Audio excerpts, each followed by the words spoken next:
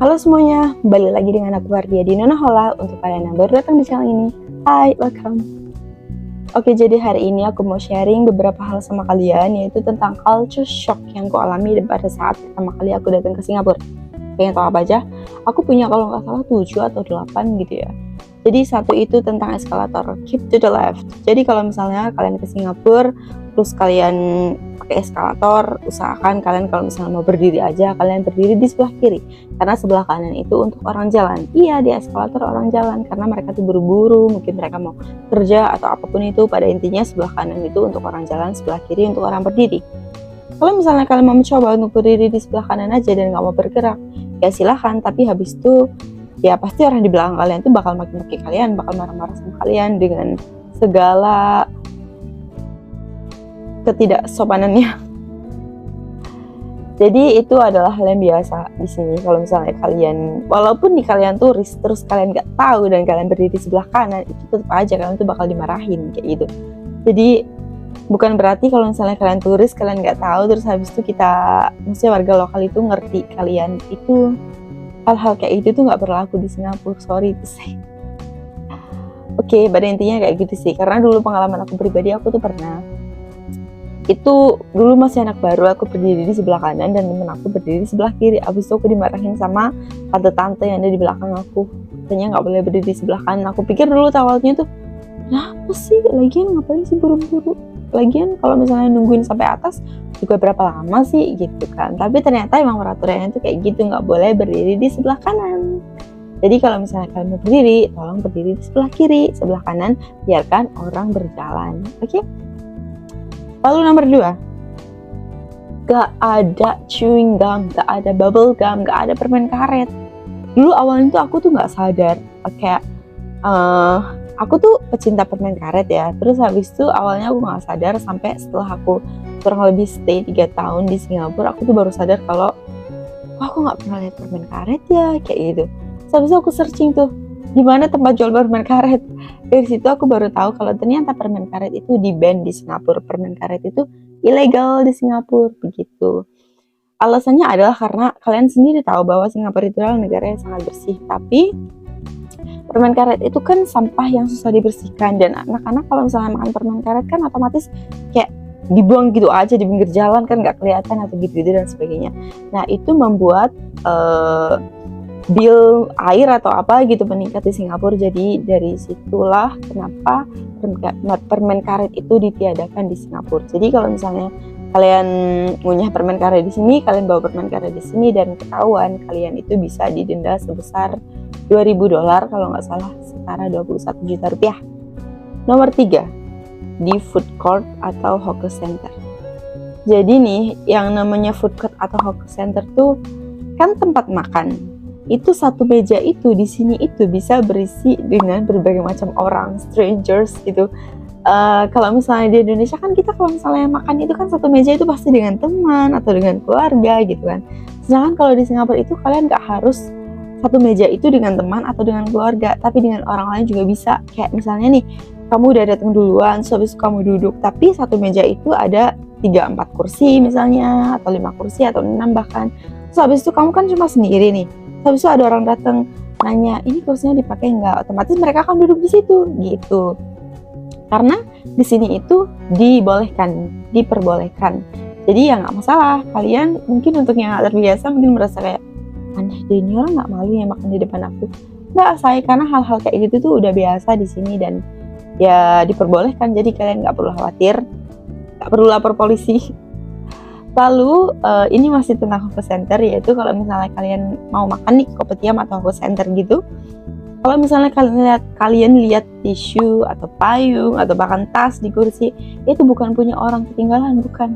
Tapi itu emang sengaja ditinggal, itu untuk kayak ngasih tahu ke kalian bahwa ini meja udah ada yang punya, ini meja aku, kalian jangan duduk di sini, begitu. Jadi kalau misalnya kalian kesini terus kalian lihat ada tisu di meja, ada payung, itu jangan dibuang. Jangan digeser ke meja lain, itu udah ada yang punya, itu udah meja itu tuh udah dipesan sama orang gitu. Nomor 4 itu adalah tentang bahasa.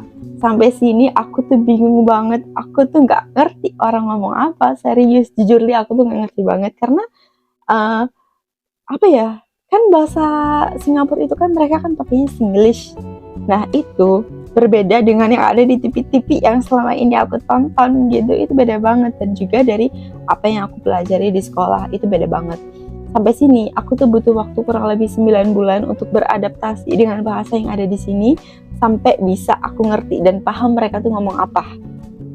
9 bulan, bayangin. Kayak oke, memang otak aku agak lemot sih, itu makanya mungkin aku butuh waktu yang cukup lama untuk aku menyesuaikan bahasa yang ada di sini.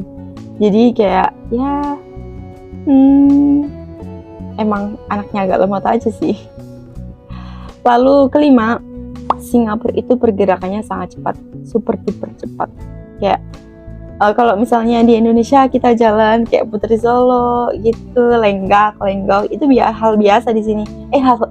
Hal biasa di Indonesia. Tapi kalau misalnya di sini itu sangat jarang amat terjadi. Kayaknya hampir nggak pernah kamu lihat orang jalan lenggak-lenggok kayak Putri Solo, itu nggak ada. Semua orang itu jalannya tuh kebut-kebutan. Dulu pada saat pertama kali aku datang ke sini itu juga aku selalu keselip sama orang kalau misalnya jalan. Tapi seiring berjalannya waktu aku bisa menyesuaikan dengan lingkungan yang ada sih. Jadi jalannya juga jadi lebih cepet. Bahkan kalau misalnya aku pulang, kalau aku jalan sama mama aku juga, mama aku selalu bilang jalannya jangan cepet-cepet, mau kemana sih ngebut-ngebut kayak gitu.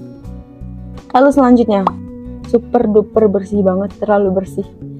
Hampir gak pernah kamu akan nemuin sampah berserakan di jalan, itu kayaknya jarang banget, hampir gak pernah. Dan apalagi di sini juga udaranya bersih kan, karena di sini tuh sekarang tempat untuk merokok itu udah jarang banget ditemuin, udah susah ditemuin. Jadi ya udaranya bersih, tempatnya juga bersih kayak gitu, karena orang itu nggak akan mungkin buang sampah sembarangan. Karena kalau misalnya buang sampah sembarangan, kalian akan kena denda. Emangnya mereka tahu kita buang sampah sembarangan? Oke, CCTV di Singapura itu di mana-mana. Terus kalau misalnya kalian itu turis di sini, kalau misalnya kalian nggak ketahuan pada saat kalian lagi jalan-jalan, kalian nggak ketahuan buang sampah, kalian mungkin bisa ditangkap pada saat kalian mau keluar dari Singapura. Karena CCTV yang ada di Singapura ini semua itu banyak banget, itu semuanya diawasin. Bukan CCTV cuma hiasan doang, bukan. Oke, jadi kalau misalnya kalian kesini, hati-hati. Ketujuh, sangat aman banget. Oke, jadi hampir jarang terjadi, kayaknya aku belum pernah dengar terjadi kayak perampokan, terus pencopetan, kayaknya nggak pernah dengar. Karena aku tuh kalau misalnya libur aku lebih sering keluar sendiri, karena kebetulan aku nggak punya banyak temen dan biasanya teman-teman aku juga sibuk, jadi aku lebih sering keluar sendiri sih pada intinya. Terus kalau misalnya aku mau pesen makan nih, karena saking susahnya cari meja untuk makan di food court, aku akan naruh tas aku, atau bahkan aku naruh handphone aku di dalam tas aku, ada uang juga. Itu juga nggak masalah, uangnya tuh, dompetnya, uangnya, semuanya, HP-nya tuh nggak akan hilang.